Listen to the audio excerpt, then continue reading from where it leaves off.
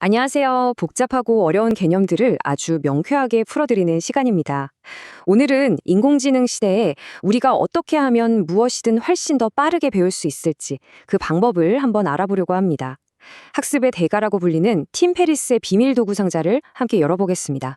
한번 생각해 보세요. 이제 인공지능한테 물어보면 뭐든지 척척 대답해 주잖아요. 자, 이런 세상에서 우리 인간에게 정말로 가장 중요한 기술은 과연 뭘까요? 정답은 바로 이겁니다.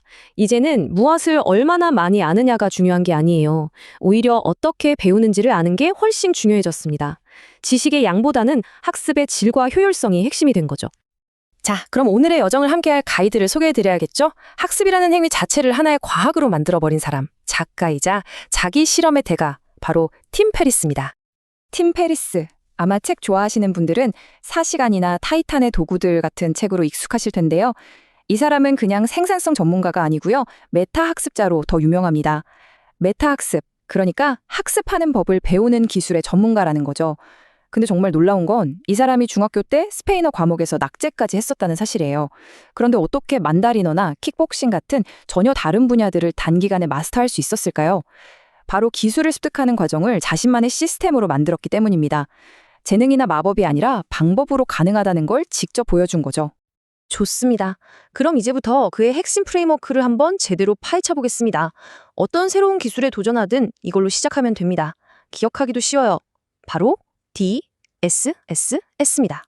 이 DSSS라는 건요, 쉽게 말해서 아무리 복잡해 보이는 기술이라도 아주 작고 관리하기 쉬운 조각들로 해체해버리는 일종의 설계도라고 생각하시면 됩니다. 자, 하나씩 한번 뜯어볼까요? 예를 들어 우리가 스페인어를 배운다고 상상해보죠. 첫 번째, 디컨스트럭션, 바로 해체입니다. 이건 스페인어라는 거대한 덩어리를 문법, 발음, 가장 많이 쓰는 단어 1000개, 이런 식으로 아주 작은 학습 단위로 잘게 쪼개는 거예요.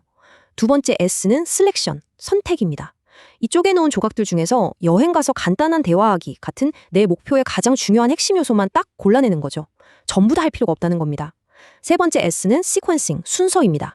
자, 그럼 뭘 먼저 배워야 할까요? 그냥 단어만 외우는 게 아니라 인사하기, 음식 주문하기 같은 실제 상황에 맞춰서 가장 효율적인 순서대로 배우는 겁니다. 훨씬 효과적이겠죠? 그리고 마지막 S는 스테이크스, 바로 대가입니다. 이건 일종의 동기부여 장치인데요. 한 달 뒤에 스페인 식당 가서 무조건 스페인어로 주문하기 같은 구체적인 약속, 즉 대가를 거는 겁니다. 이렇게 하면 중간에 포기하기가 정말 어려워지겠죠? 자, 이렇게 기술을 잘게 쪼개는 법은 알았어요. 그런데 이걸 어떻게 하면 머릿속에 오랫동안 아주 단단하게 새겨놓을 수 있을까요? 바로 그 해답을 알려주는 보조 프레임워크가 있습니다. 바로 캐페입니다.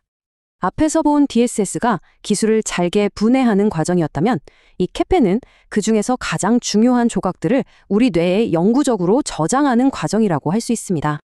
KF의 첫 번째, C는 컴프레션, 압축입니다. 배운 내용의 핵심만 딱 뽑아서 한 페이지짜리 요약분, 일종의 치트시트를 만드는 거예요. 두 번째, F는 프리퀀시, 빈도입니다. 실력이 늘기 위해서 무작정 많이 하는 게 아니라 나에게 필요한 최소한의, 하지만 가장 효과적인 연습량이 얼마인지를 찾아내는 거죠. 그리고 마지막 E는 엔코딩, 바로 부호화인데요. 이게 아주 재미있습니다.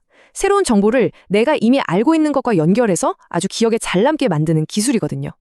이 부호화라는 개념, 이게 정말 흥미로운 지점인데요.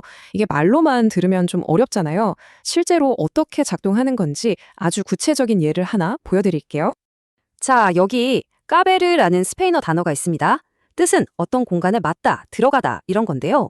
이걸 그냥 카베르 맞다, 카베르 맞다 이렇게 외우는 게 아니에요. 대신에 택시, 캐베, 커다란 곰을 억지로 태우는 말도 안 되는 이미지를 상상하는 겁니다. 어때요? 이 우스꽝스러운 이미지가 머릿속에 딱 박히면서 까베르라는 단어를 절대 잊을 수 없게 만들죠? 이게 바로 부호화의 엄청난 힘입니다. 자, 그럼 이제 이 모든 이야기들을 우리가 맨 처음에 던졌던 질문과 한번 연결해보죠. 이렇게 지극히 인간적인 학습 방법론이 인공지능이 모든 걸 지배하는 것처럼 보이는 이 세상에서 어떻게 우리만의 강력한 무기가 될 수 있을까요? 보세요. AI는 방대한 정보를 처리하고 우리가 아는 질문에 답을 내놓는 데는 정말 뛰어나죠. 하지만 DTSS나 CFE 같은 프레임워크는 우리 인간에게만 있는 고유한 기술을 훈련시켜줍니다. 바로 문제를 전략적으로 해체하고 무엇이 중요한지 선택하고 그 지식들을 완전히 새로운 방식으로 창의적으로 통합하는 능력, 그리고 가장 중요한 아무도 하지 않았던 새로운 질문을 던지는 능력 말입니다. 바로 이겁니다. 이게 핵심이에요.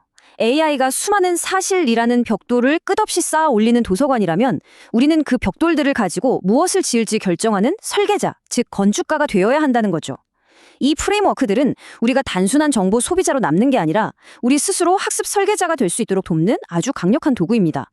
이제 마지막으로 여러분께 질문 하나를 남기겠습니다. 이 강력한 도구들을 손에 쥔 바로 오늘, 여러분은 어떤 복잡한 기술을 가장 먼저 해체해보고 싶으신가요? 모든 위대한 배움은 바로 이 단순한 질문 하나에서부터 시작됩니다.